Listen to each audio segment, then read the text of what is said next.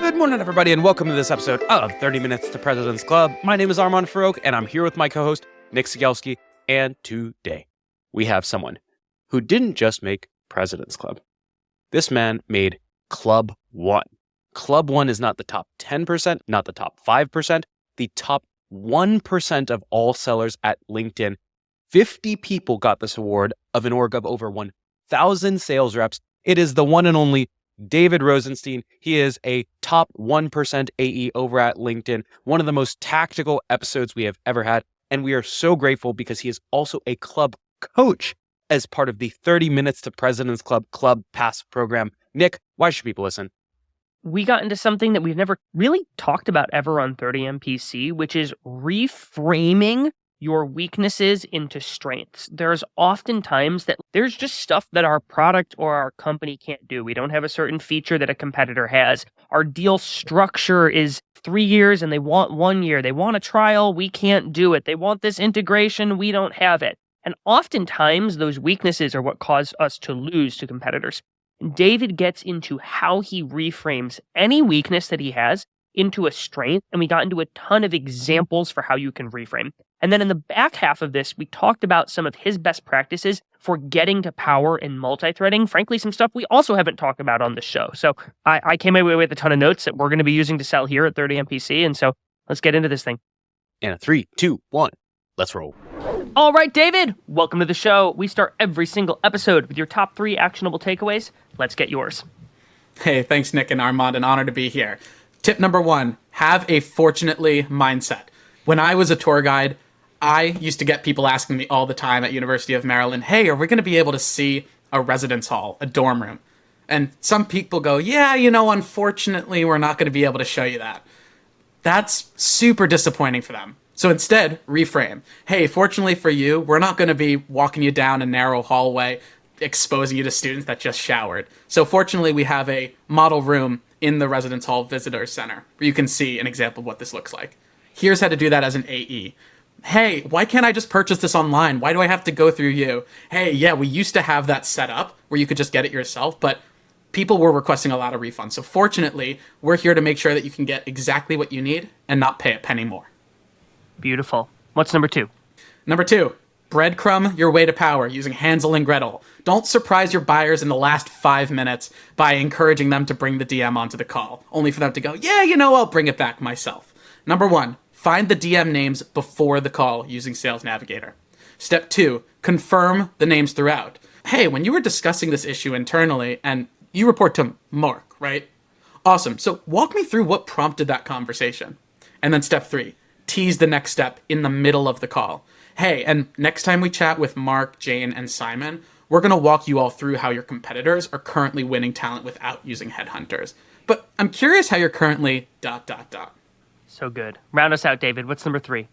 Tip number 3, be a calendar hero. Make your prospect's life easier by including other DMs onto the call for them. In my experience, 20% of the time we'll actually have them forward the calendar invite. So instead, use this talk track. Hey, Sarah, to save you the admin step, I'll go ahead and add Sarah and James to the calendar invite. Do their emails follow the same structure as yours? First name @company.com? Thanks. And you know what would actually be super helpful? Do you mind giving them a heads up that I'll be sending them over so you don't think I'm a total spammer? David, that first one, dangerous. There are so many sellers that screw up when they get an objection. Do you do this integration? And they're just like, no, unfortunately, we don't have that integration.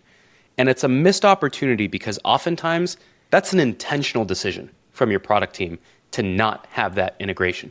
So I was wondering if you could give us maybe 1 or 2 examples of common objections you'll get or feature requests that you might not do at LinkedIn and how you would handle them instead. Absolutely. Number 1, when HR teams want to use our recruiting tools, hey, do you have a free trial for the corporate recruiter tool? Some folks go, no, we don't. I'm so sorry. But instead, hey, so fortunately, we don't do a 1-month free trial because I'm curious, what is your average time to hire?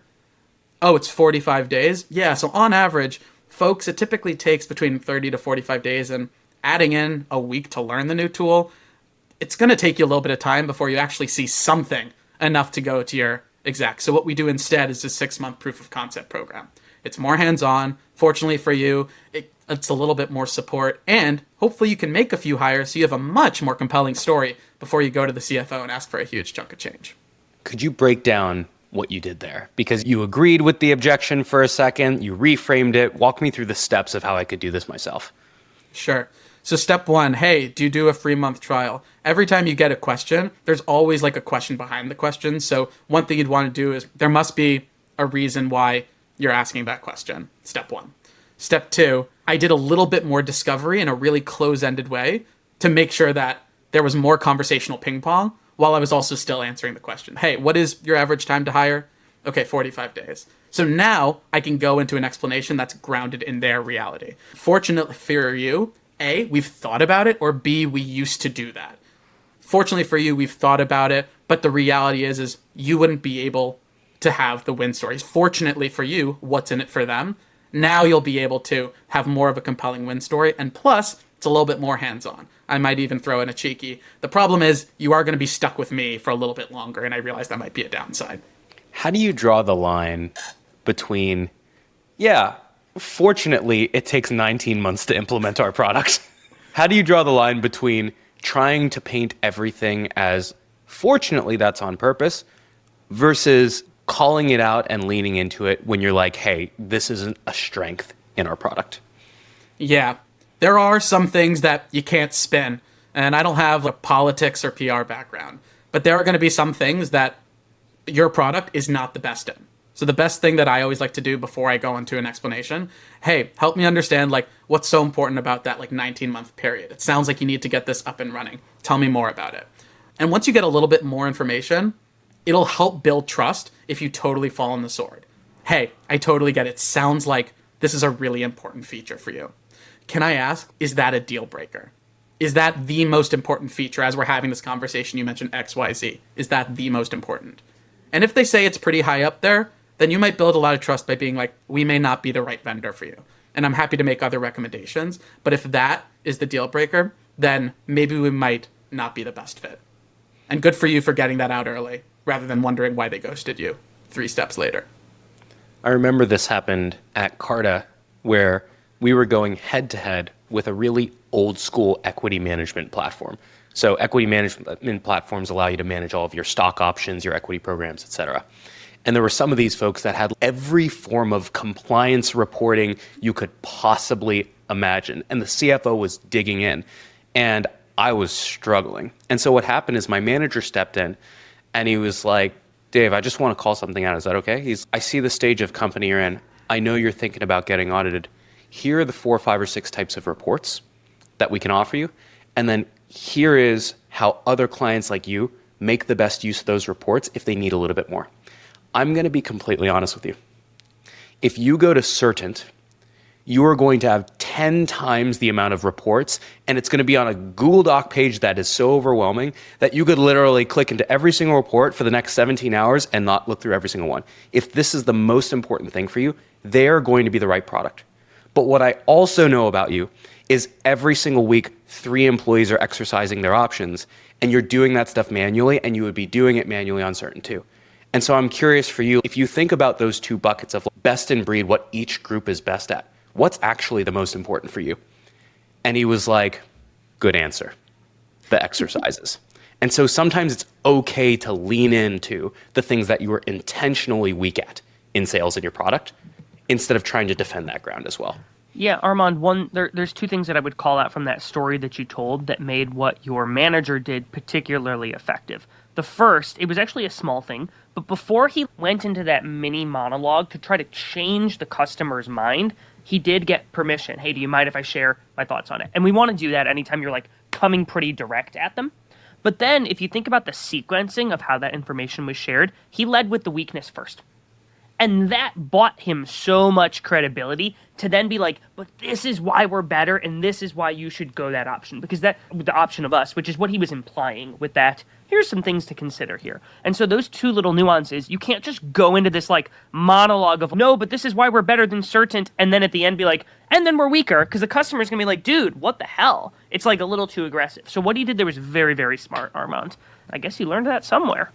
Yeah. What are some other times that this comes up, David? Yeah, some other times this comes up is when I'm selling LinkedIn Learning, for example. Mm-hmm. A lot of people ask, hey, we also, as HR folks, need to run compliance updates. We need to do harassment trainings. Do you also cover it? Mm-hmm. And the reality is that is not something that we include in our platforms. Hell, even for us as internal employees, we use Cornerstone for our own internal compliance needs.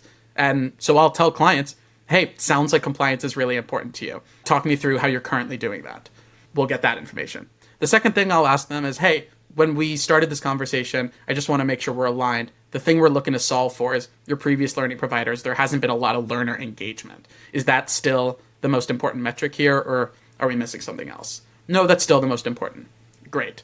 Can I share a little bit about why we internally at LinkedIn use a separate learning provider instead of using LinkedIn Learning for compliance? And then I'll go into, we've actually thought about it before. Fortunately, because we keep compliance separate, it encourages us as employees to treat LinkedIn Learning as an upskilling platform. It encourages us to go back to it and to not make it be seen as a must-have, but make it seen as something we get to do. And so as a result, because you're looking to solve learner engagement, fortunately, that is exactly what LinkedIn Learning is designed for. It's not something people roll their eyes when they get the notification. Oh boy, we got to do this again. They're so sick of doing the 17 security trainings every single quarter. You don't want them being burnt out on the LinkedIn Learning notifications. You want them excited about that. And so you want them to be separate. One is like okay, I got to do this. The other ones are like, ooh, this is exciting. I get to do this. That's the reframe that you're doing, yeah? Bingo. Plus, I always fall for the phishing emails, so let's keep those away from LinkedIn Learning as much as possible. Oh, man. How about contract term? Because I think this is one that gets a lot of sellers, especially those that sell software, screwed up. Where I always sold software that had a minimum 3-year term, and again and again and again, if we couldn't give them a free trial, then they wanted a 1-year agreement, and we just couldn't do that. So I'm curious how you would reframe a client pushing on something like that. Yeah, LinkedIn has made some pretty big changes internally to move folks away from 12-month agreements. Because you're right, Nick. I mean, industry average in the HR tech space is around 3 to 5 years. And so for us, when people ask, can you do a 12-month contract? I'll mention a few things. Hey, totally get that. And after doing a little bit of discovery, we used to offer 12-month contracts, and we found that clients that were on longer-term agreements found more success and were able to make more hires. And so fortunately for you, instead of having to deal with these year-over-year negotiations, having to deal with annual price increases, you'll be locked into this year rate for either 24 or 36 months. And so now it's a little bit more powerful and a little bit more, hey, fortunately this, fortunately that. But of course, it's more of a conversation, and we don't want to paint something as rosy because buyers will see right through that.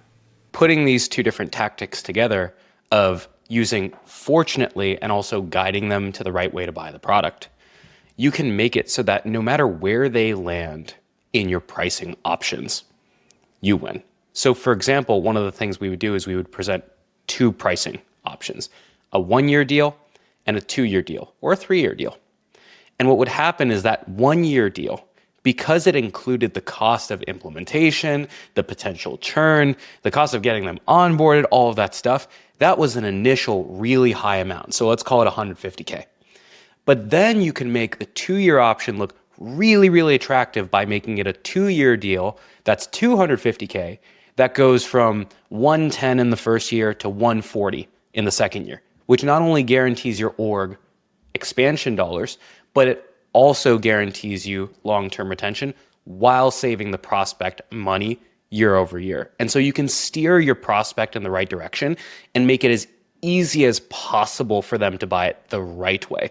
It's sort of like if you want the customers to buy the good stuff on your restaurant menu, you put it in like the favorites on the front page. But then if someone wants to do all this weird stuff where they want like the gnocchi with the grape sauce and then like the pork ragu on top of it, that's like the build your own in the bottom like appendix for the people who are allergic to Alfredo or something like that. Not the best example, but you guys get what I mean. You're outing my dinner order, dude. Armand, remind me to visit your restaurant when you open one. Please That do. sounds hilarious. So, David, if we take things to guiding the customers to the right way to buy, I want to go to some of the things that you brought up in your actionable takeaways around teaching the customer basically how to get others in their org involved, aka multithreading. This is something we've been running into with our new product at 30MPC, our Club Pass program, where we're now selling to sales leaders, and we'll get in front of a sales manager who has 8 reps underneath them, but we need to get to a director or a VP. And oftentimes what's happening at the end of the call is like, the manager's, yeah, this thing looks great. I'm going to circle up internally and get with our team, and I'll get back with you next week. And we're like good enough that we're pushing, and we're pushing them to get a next step or a backstop on the books for the week following. But I'm sure there's more nuanced things we could be doing in the back half of that call. I guess I'm wondering what advice you might have for us. Yeah, it happens all the time, especially in the SMB space. So a few things. Number one, the biggest thing that you want to do is make sure that people aren't leaning on deferred authority and going, oh man, I really want this, only to go back to their leader and not even bring it up and then say, yeah, you know what, we talked it over, it just isn't in the cards. So first, before you even go down this rabbit hole, hey, if this decision was up to you and you alone, would this be something of interest? Would you move forward? Like, budget wasn't an option. How useful do you see this for you? Fortunately, I work with a lot of folks that used to use our recruiting tools at their prior companies. They join a new company, call LinkedIn, and they're like, let's get started. What do I do in that case? I work with a recruiter who's never gone through the buying process before. Step one, I might ask them, hey, can you walk me through step by step the last time you've implemented a software at this company, either for a new user or the last one? If they can't, in step by step, walk through who was looped in and where, they don't know how things typically work. Hey, can I bounce something off of you? If they don't know how things typically work, you're going to have to teach them how to buy. And this is such an important point that my mentor, Sam McKenna, taught me. So step one, during the call, you're going to want to explain why you're bringing in each person. So right before you're pitching, yeah, let's bring on James, Joanne, Steven, Susan, Martha, Anthony. Hey, here's why we bring on these different perspectives. You're the recruiter. You're going to be the one using the tools. And how many times do you get that objection? Up. Linda's not going to be doing the recruiting. I'm going to be doing the recruiting. Let me handle this. Hey, Linda, you're going to be the one in the weeds. That's why I want your feedback on the day-to-day, on the intuitiveness. Linda's the one who's having the most amount of conversations with Brady on the COO on what hiring forecast looks like. It also is going to be helpful for James, who's leading the sales team, who knows exactly what he's looking for. His input is going to be helpful to make sure the people he wants are even on LinkedIn. So each of you are going to play a very unique part so that at the end of the demo, you can say, hey, I hate this, or this makes sense, let's move forward. So step 3, ask for more people and expect less. Hey, on the next call, Linda, we're going to bring on James, John, Susan, Mark, Anthony, Steve. And then you get, whoa. It's just me, James, and Susan that you need. So it's just like negotiations. Ask for more and be okay with less. But who knows? Best case scenario, you bring everyone on, and then you got to do a few warm-up calls in the meantime to make sure you're not wasting anyone's time. Lastly, if they're like, you know what, David, you got to go through me. Well, hey, now it's a little bit of a give and get. I totally get it. It sounds like you think James is really busy and maybe it might not be super relevant to loop in. Or sounds like you're not fully bought in on whether or not this is what the team needs. If that's the case, or if they're like, they're just really busy, they asked me to own this. I totally get it. Why don't we do this? Let's go through a tour of the technology and make sure what you're seeing is hitting exactly on these challenges that we just summarized. And if it is, then would you feel comfortable advocating internally to bring them on for a pricing deep dive? So if I can do this for you and show you the tools, will you then return the favor and bring this person on? And if you get there, and they're still not willing to do that, then you can do a gut check. Do you want to continue working with this person? Have they earned the trust? Or do you want to use that information, re-prospect internally, and start the process all over again? David, what do you do if you're like, we got to have your head of talent, your chief people officer, your head of talent operations, their 17 cousins, and everyone on the call, and they're like, sure. And it's boom, now your calendar invite has 15 people on them. And it's actually a bigger room than you can control. What do you do in that situation? Absolutely. First of all, how exciting. This champion is so fired up. Let's make sure that we're maximizing that hour that we have together. So number one, you're going to recap all of those challenges and you're going to put it on a slide to start off the call. And you're going to ask people very pointed perspectives. James, I know Jane mentioned this as the hiring forecast. Can you give your feedback there? Steven, you're in finance, and so can we walk through over the past year, how much have we spent on recruiting? A different targeted discovery question for every person at the beginning. Step two, you're not waiting until the call to engage with them. Sending them an email, hey James, it's super nice to meet you. I met with Lauren, and there's two things. Number one, do you have a second to really quickly answer these two questions? What are you hoping to get out of this call? What is the biggest issue around recruiting that you're hoping to solve for? Or number two, give them a cold call. Jane, or send them a LinkedIn message. Jane, I'm really excited to chat with you on Thursday to make this time as valuable as possible for you. Can you walk me through what would be helpful in bucket A, B, and C, whatever challenge you solve for? Under what circumstances, if ever, will you split up that room, or is your preference to get everyone all together all at once? It depends on the linearity of your sales cycle. Normally, I can keep a very tight disco, demo, close. The larger, now that I'm working with mid-market deals though, I will choose to have different calls. If everyone's all together, I might send out an email to be like, hey, legal, I want to isolate this conversation because your needs are very different than James, Joanne, and Steven's. They're already bought on board. They've already accepted the calendar invites. Now we'll move forward. But I'm not going to go down that rabbit hole unless I've gotten internal buy-in confirmation that this is an issue. Once it exceeds 4 to 5 people, then I'll probably start going down there. The pre-meeting cold call, as you're calling it, of, hey, Armand, I know you're on this meeting. Can we talk for 5 minutes before the meeting? Is so powerful. I see a lot of sellers who are like, well, you already have a meeting with them. That's kind of weird. Like, why would you call them? No, it's not. It's actually in their best interest to talk with you for 5 minutes. And now what happens is you go in the room and one, you've already had the icebreaker of you're no longer this strange face that they're meeting for the first time. But two, you've already sort of gotten some implicit agreement and engagement from that person. And you will see the room is so much warmer when you do that pre-meeting call. And then on the backside of this is something that I would do all the time when we sold to law firms, is we would have that big team meeting and they'd throw a ton of attorneys in this room. And we'd have a room of 15 people. Oftentimes, Armand, to your point, I'd be meeting them for the first time, but it was more of, oh, the partners just want to see the software. And so we wouldn't have that pre-meeting conversation. But after, I would figure out who the outspoken people in the room were. And I would use the fact that we had just met with them. And as soon as we got off the demo, I would pick up the phone and I would call Sharon, the managing partner of the law firm who clearly had an interest in tech. And I'd be like, hey, I know we just got off this demo. Like, I wanted to hear what you thought and make sure I answered any questions for you because I got the sense you're probably one of the more tech-forward attorneys. You wouldn't believe how sandwiching that meeting with multithreading just opens up an opportunity for you to run separate deep dives with the managing partner or the CEO. And like, things just go so much further when you pick up the freaking phone and call these people who you're already meeting with. Nick, there's something else to highlight there. If this person is entrusting you to run a meeting with 5, 10, 15 people, you gotta thank them. Yep. You gotta text them afterwards because they're putting their brand on the line. Mm-hmm. Hey, Sarah, how do you think that went? Sarah, thank you so much for organizing that. I'm sending you coffee. I'd love your feedback. How did conversations after I pushed end on the Zoom call? How do you get your clients on a text basis, David? That's a good question. The secret to getting on a texting basis with someone is twofold. Number one, before, and number two, after. It's really helpful when you have a quick question that's fired off way faster than an email. Sarah, saw Janae hasn't accepted the calendar event. Is she joining? Just want to prep. Really simple.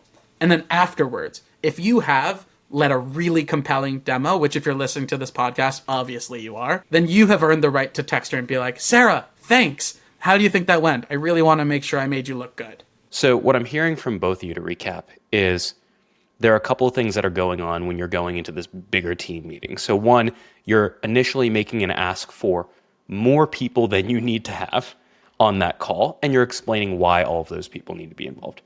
From there, you're working with your champion a ton to understand who's in the room, what they care about. And then you can do it one of two ways. You can either divvy up the room beforehand and go meet with those people one-on-one and then combine the room. Or you can have all those people in the room together, but then you've got to be really good on the upfront recap, sharpshoot each of the people in the room to make sure that you're asking them pointed discovery questions, and then you can do breakouts afterwards. So it's sort of like the Power Rangers can be fighting separately and then unite, Or you can start by Power Rangers Unite, and then they can go fight the bad guys. So there are different ways that you can attack it. My last question for you on multi-threading, David, is my understanding of how most recruiting organizations are structured is you have frontline recruiters who are actually working with the candidates. Then you have managers that manage multiple recruiters. Then you usually have directors of talent who might manage engineering, recruiting, or whatever it is. And then you have VPs of talent who oversee the whole thing. And then you have like talent operations, which would be like the equivalent of sales ops or rev ops. What level of altitude do you usually need to be at in the organization? Do you ever start with a recruiter? Is it the manager level? Like, how do you think about where you start in the org? Yeah, it's a great point. And for me, I will start by whoever the heck is willing to talk to me. The first thing I'm going to do is if I get a VP of talent on the phone, I'm not going to be asking them about the day-to-day minutia of scheduling candidates with the hiring managers. Not at all.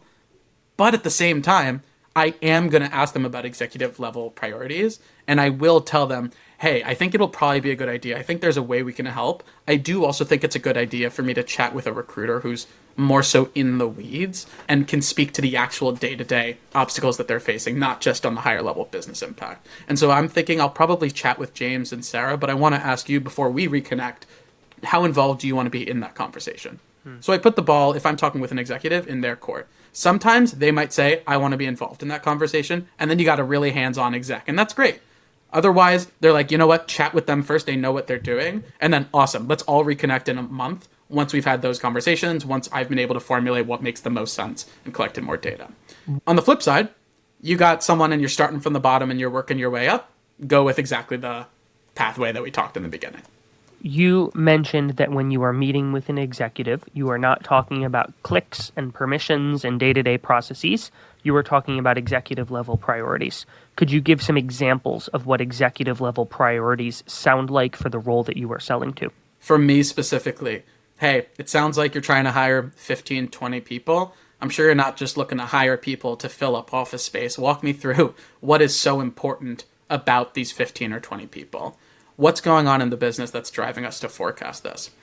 If another question, hey, I'm sure there's a lot of people that reached out to you and there must have been a very specific reason that you decided, you know what, let's chat with David as opposed to the millions of other people begging for your time. Yeah. And hey, I have my own hypothesis, but I'd love to hear from you first. What specifically is going on in the recruiting world where you're thinking LinkedIn might be able to help? That hiring one is so powerful because if you can figure out, they're talking to you because they need to hire people.